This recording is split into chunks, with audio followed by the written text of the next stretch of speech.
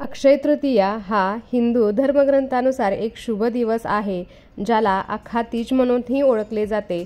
उत्सवाच्या दिवशी भगवान विष्णू, भगवान गणेश आणि देवी लक्ष्मीची पूजा केली जाते. अक्षय तृतीया, ज्याला आखातीज किंवा परशुराम जयंती म्हणून देखील ओळखले जाते, हा हिंदू आणि जैन धर्माच्या अनुयायांनी साजरा केला जाणारा एक अत्यंत शुभ प्रसंग आहे. अक्षय म्हणजे अमर्याद किंवा शाश्वत. या दिवसाशी संबंधित असीम भाग्य आणि समृद्धीचे प्रतीक आहे. व्यवसाय सुरू करणे, नवीन नोकरी सुरू करणे किंवा नवीन निवासस्थानी राहिला जाणे यासारखे नवीन उपक्रम सुरू करण्यासाठी ही एक योग्य वेळ असल्याचे मानले जाते. या व्यतिरिक्त आपण जीवनात प्रगती करत असताना आपल्या दिवंगत पूर्वजांचा सन्मान आणि स्मरण करण्यासाठी हे स्मरणपत्र म्हणून काम करते. काहीतरी नवीन सुरू करण्यासाठी हा दिवस सर्वोत्तम दिवसांपैकी एक मानला जातो. लोक या प्रसंगी सोने, चांदी यासारख्या मौल्यवान धातू खरेदी करतात, कारण ते कुटुंबात समृद्धी आणि शुभेच्छा आणते असे मानले जाते.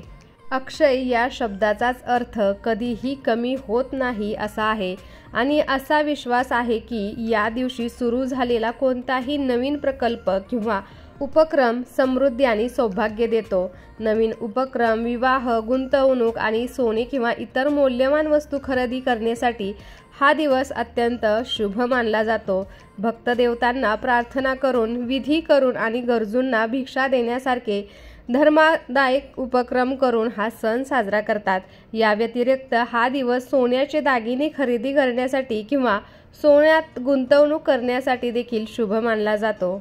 अक्षय तृतीया मुहूर्त शुक्रवार 10 मे 2024 रोजी. अक्षय तृतीया पूजा मुहूर्त आहे सकाळी 5:48 ते दुपारी 12:23 पर्यंतचा. तर हा कालावधी 6 तास 35 मिनिटांचा असणार आहे. तृतीया तिथीची सुरुवात 10 मे 2024 रोजी सकाळी 4:17 होत आहे आणि तृतीया तिथी संपेल 11 मे 2024 रोजी 2:50. अक्षय तृतीयेला प्रत्येक जण आपापल्या क्षमतेनुसार सोने चांदी खरेदी करतो. धार्मिक मान्यतेनुसार या दिवशी सोने खरेदी केल्याने घरात धनसंपत्ती राहते आणि सुख समृद्धी येते. याशिवाय अक्षय तृतीयेच्या दिवशी सोने खरेदी केल्याने घरात कधीही पैशाची कमतरता भासत नाही असं सांगितलं जातं. अक्षय तृतीयेला दिवसभर खरेदीचा मुहूर्त असतो. अक्षय तृतीयेला कॅलेंडर न पाहता शुभ कार्य करता येतात. तसेच तुम्ही या दिवशी सूर्योदयापासून रात्रीपर्यंत कधीही खरेदी करू शकता. अक्षय तृतीयेला सोनं खरेदीला महत्त्व आहे. याशिवाय घर, वाहन, शेती खरेदी करू शकता. परंतु जर काही कारणास्तव तुम्हाला सोने खरेदी करता येत नसेल तर अशा काही गोष्टी आहेत ज्या खरेदी केल्याने आपल्या घरामध्ये सुख समृद्धी येते. यासोबतच या गोष्टींमुळे लक्ष्मी आणि धनाची देवता कुबेर यांची कृपाही आपल्यावरती होते. या विषयाचीच माहिती आजच्या व्हिडिओमध्ये मी तुमच्यासाठी घेऊन आलेली आहे. नमस्कार, मी पूजा. तुम्हा सर्वांचं स्वागत करत आहे पूजाज कॉर्नरमध्ये. सोने खरेदी करता नाही आलं तर असं आपण चांदीचे कॉईनही या दिवशी नक्कीच खरेदी करू शकतो. चांदीच्या कॉईनवरती जेव्हा लक्ष्मीची मूर्ती असते असे कॉईन तुम्ही खरेदी करून घरी आणू शकता.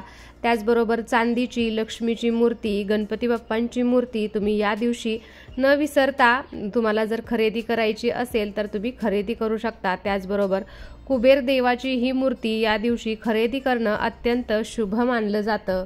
माता लक्ष्मीला प्रिय असणाऱ्या गोष्टी तुम्ही या दिवशी नक्कीच खरेदी करू शकता. याच्यामध्ये गजांत लक्ष्मी ही येते, तर या दिवशी गजांत लक्ष्मीच्या मूर्तीही तुम्ही नक्कीच खरेदी करू शकता. कमलगट्ट्याची माळ आहे, त्याचबरोबर दक्षिणावर्ती शंख ही आहे. माता लक्ष्मीला या गोष्टी अत्यंत प्रिय आहेत. अक्षय तृतीयेच्या दिवशी तुम्ही या गोष्टी न विसरता नक्कीच खरेदी करू शकता. अक्षय तृतीयेला सोने खरेदी न केल्यास या दिवशी श्रीयंत्र खरेदी करणेही खूप शुभ मानले जाते. अक्षय तृतीया हा दिवस घरात श्रीयंत्र आणण्यासाठी सर्वात शुभ मानला जातो आणि या दिवशी तुम्ही या श्रीयंत्राची विधीपूर्वक स्थापनाही तुम्ही अक्षय तृतीये दिवशी नक्कीच करू शकता.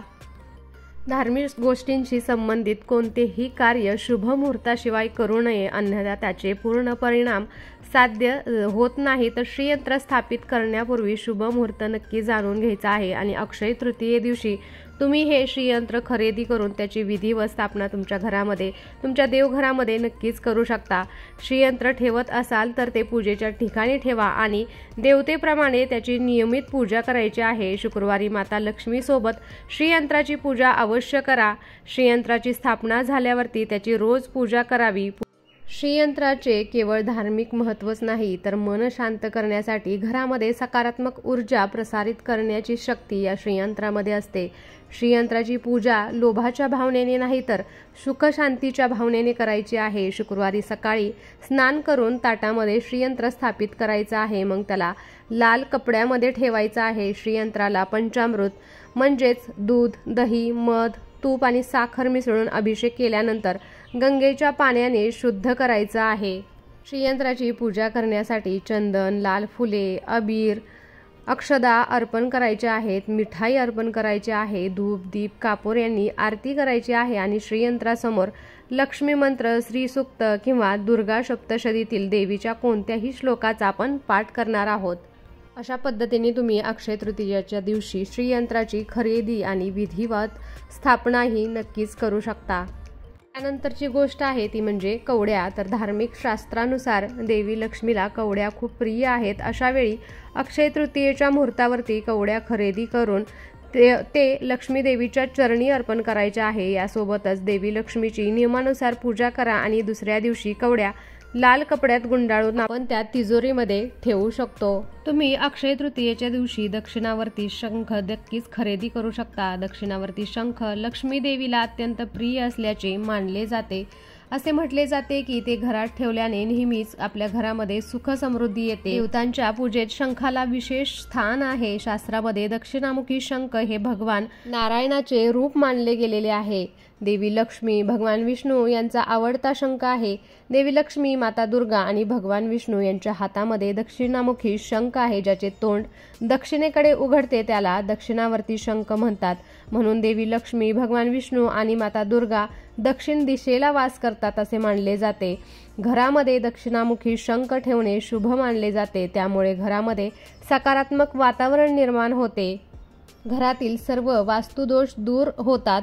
दक्षिणावर्ती शंख घराच्या दिवाऱ्यात दक्षिण दिशेला ठेवल्यास नकारात्मक शक्ती घरात प्रवेश करत नाही, घरामध्ये सुख समृद्धी राहते असं सांगितलं जातं। तर अक्षय तृतीयेच्या दिवशी तुम्ही दक्षिणावर्ती शंखाची खरेदी करून त्याची स्थापना तुम्ही तुमच्या देवघरामध्ये नक्कीच करू शकता।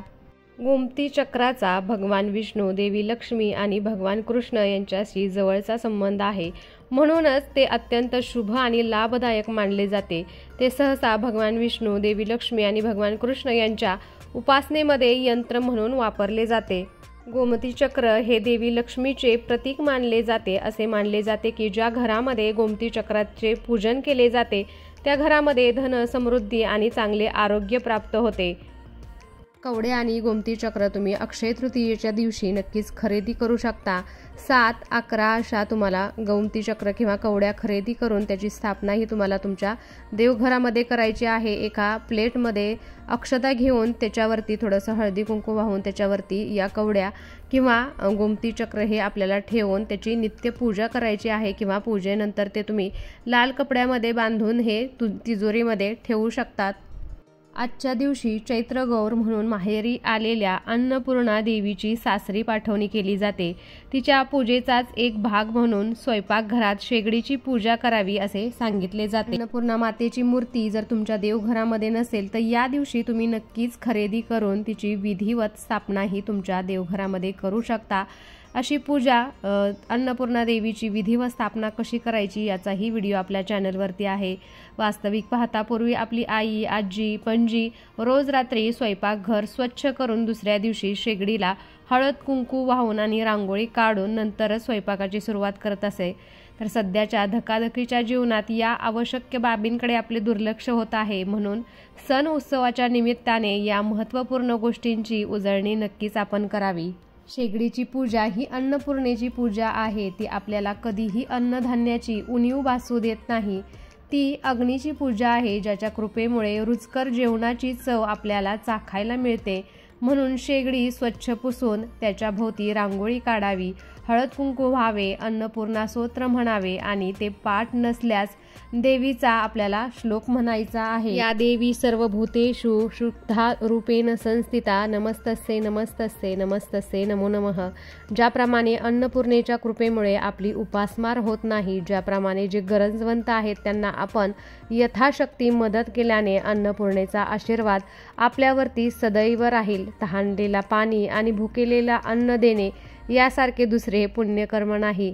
आपण भले श्रीमंत नसलो तरी आपल्या घासातला घास काढून देण्या इतका किंवा दुसऱ्यांसाठी 2 घास मिळवून देण्या इतका मनाचा मोठेपणा आपण नक्कीच दाखवावा, तर आपला आनंद, समृद्धी, ऐश्वर अक्षय राहील। अक्षय तृतीयेचा सण हा वैशाख महिन्यात येतो। या दरम्यान उन्हाच्या तीव्र झळा सुरू असतात। अशातच थंड पाण्याने उष्णतेपासून जास्तीत जास्त आराम मिळतो। आजकाल बहुतेक लोक उन्हाळ्यात थंड पाण्यासाठी फ्रीजवरती अवलंबून असतात, परंतु काही लोक उन्हाळ्यात थंड पाण्यासाठी मातीची भांडी वापरणे चांगले मानतात। तर शास्त्रानुसार घरामध्ये आणलेल्या मातीच्या भांड्याची पूजा करायची आहे, कारण हे मातीचे भांडे कलशाचे प्रतीक मानले जाते, ज्यामध्ये 33 कोटी देवदेवतांचा वास मानला जातो। कलश हे परिपूर्णतेचे प्रतीक आहे आणि ज्या घरात कलशाची पूजा केली जाते त्या घरात सुख, समृद्धी आणि शांती सदैव राहते।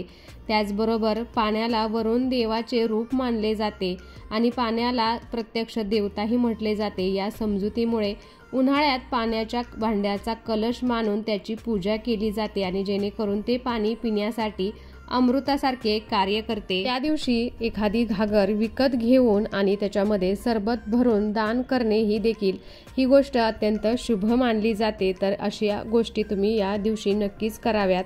अक्षय तृतीयेच्या दिवशी तुम्ही सोने खरेदी करू शकत नसाल तर तुम्ही या दिवशी जवस खरेदी करू शकता।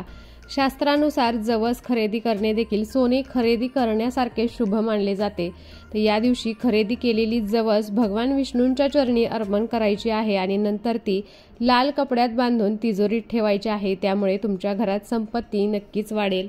अक्षय तृतीयेला सोन्या चांदी व्यतिरिक्त तुम्ही अशा काही गोष्टीही खरेदी करू शकता ज्याची गरज तुम्हाला तुमच्या देवघरामध्ये आहे। जसे अशा तांब्या पितळेचे दिवे असतील किंवा काही उपयोगी साहित्य असेल, अशा साहित्याची खरेदी देखील तुम्ही अक्षय तृतीयाच्या दिवशी नक्कीच करू शकता। तर इथे मी तुम्हाला दाखवते, ॲमेझॉनवरून मी असे दरवाजाला लावण्यासाठी पितळी शुभ लाभ घेतलेले आहेत, तर ते खूप छान आलेले आहेत। तर मुख्य दरवाजावरती असे आपण शुभ लाभ लावत असतो, तर प्लॅस्टिकचे सोडून मी अशा पद्धतीचे शुभ लाभ माझ्या दरवाजावरती लटकवलेले आहे। तर अशाही वस्तूंची खरेदी तुम्ही अक्षय तृतीयेच्या दिवशी नक्कीच करू शकता। बरेच जण हळदी कुंकवाच्या साह्यानेही शुभ लाभ लिहितात, तेही अत्यंत शुभ मानलं जातं। तर अशा गोष्टी तुम्ही अक्षय तृतीयेच्या दिवशी नक्कीच खरेदी करू शकता। त्याचबरोबर घराच्या मुख्य उंबरट्यावरती तुम्ही चांदीची पावलं किंवा चांदीचं स्वस्तिक ही या दिवशी तुम्ही नक्कीच खरेदी करू शकता। तर अशा शुभ गोष्टींची खरेदी तुम्ही अक्षय तृतीयेच्या दिवशी नक्कीच करा। तर कसा वाटला आजचा व्हिडिओ आणि आजची माहिती मला नक्कीच कमेंट करून सांगा आणि अशा छान छान व्हिडिओसाठी पूजाज कॉर्नरला सबस्क्राईब करायला विसरू नका। त्याचबरोबर बेल आयकॉनही क्लिक करा, जेणेकरून तुम्हाला माझे नवनवीन व्हिडिओज असेच पाहता येतील। चला तर मग भेटूया अशाच एका छानसे आणि माहितीपूर्ण व्हिडिओ बरोबर। तोपर्यंत धन्यवाद। श्री स्वामी समर्थ।